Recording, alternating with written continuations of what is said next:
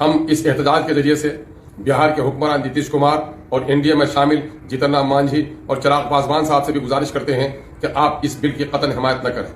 اور چندرا بابو نائیڈو سے بھی ہم گزارش کرتے ہیں کہ اس بل کی قطعاً حمایت نہیں کریں، اور اگر آپ نے اس بل کی حمایت کی تو نہ صرف آئین ہند کی روح کے خلاف کالے قانون بنانے پر آپ ساتھ دیں گے، بلکہ آنے والی تاریخ بھی آپ کو کبھی معاف نہیں کرے گی کہ آپ آئین کے خلاف قانون بنانے میں معاون ثابت ہوئے ہیں۔ ریاست بہار کے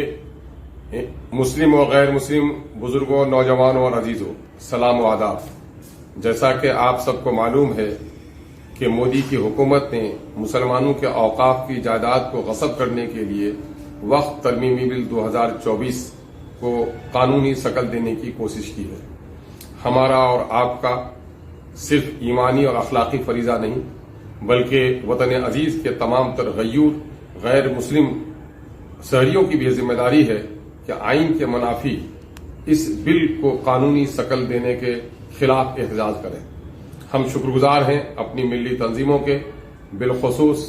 مسلم پرسنل لا بورڈ، امارت شریعہ، جماعت اسلامی، جمعیت العلماء ہند اور دیگر ملی تنظیموں کا، جنہوں نے اس بل کی مخالفت کے لیے 26ویں تاریخ کو دن کے 10 بجے سے لے کر 2 بجے تک گردنی باغ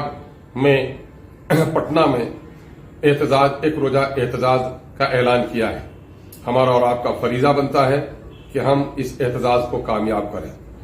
اس ملک میں اگر پارلیمنٹ میں انصاف پسند لوگوں کی تعداد گھٹ گئی ہے، لیکن مجھے امید ہے کہ اس ملک میں ہندو اور مسلمانوں کے انصاف پسند لوگوں کی ایک بڑی تعداد ہے۔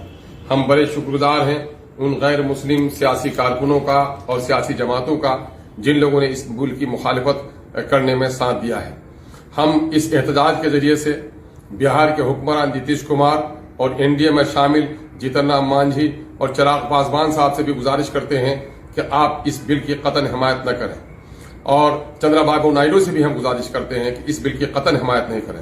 اور اگر آپ نے اس بل کی حمایت کی تو نہ صرف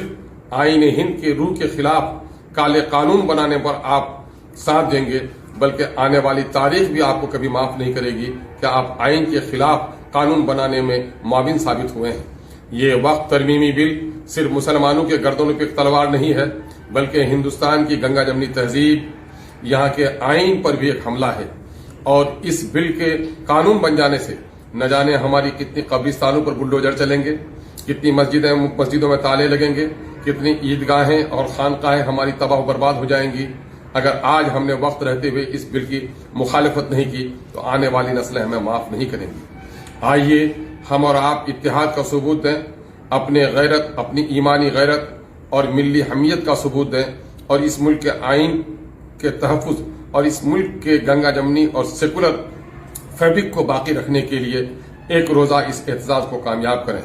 ہم اپنی سیاسی جماعت مجلس اتحاد المسلمین کے ریاستی صدر ہونے کی حیثیت سے بہار کے تمام طرف اپنے کارکنوں سے، مقامی صدور سے بھی گزارش کرتے ہیں کہ حسب توفیق آپ اس دھرنے کو، اس احتجاج کو کامیاب کرنے کے لیے تشریف لے آئیں۔ ہم امید کرتے ہیں کہ آپ تمامی لوگ بڑے پرامن طور پر جمہوری اور قانونی دائرے میں